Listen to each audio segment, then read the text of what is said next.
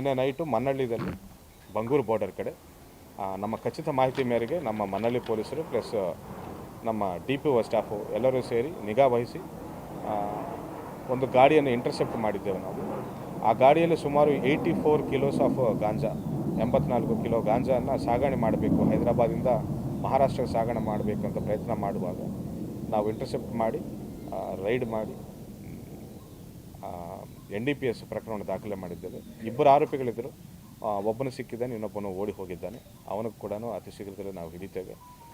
ಈಗಾಗಲೇ ನಾವು ಹಲವಾರು ಬಾರಿ ಹೇಳಿದ್ದೇವೆ, ನಾವು ಜಿಲ್ಲೆಯಲ್ಲಿ ಗಾಂಜಾ ಸಾಗಣೆ ಮಾಡ್ಬೋದು, ಪೊಲೀಸರು ಕದ್ದು ಮುಚ್ಚಿ ಸಾಗಣೆ ಮಾಡ್ಬೋದು ಅಂತ ಪ್ರಯತ್ನ ಮಾಡ್ತಿರೋ ಎಲ್ಲರ ಮೇಲೂ ನಾವು ನಿಗಾ ವಹಿಸಿದ್ದೇವೆ ಅಂತ ಹೇಳಿದ್ದೇವೆ.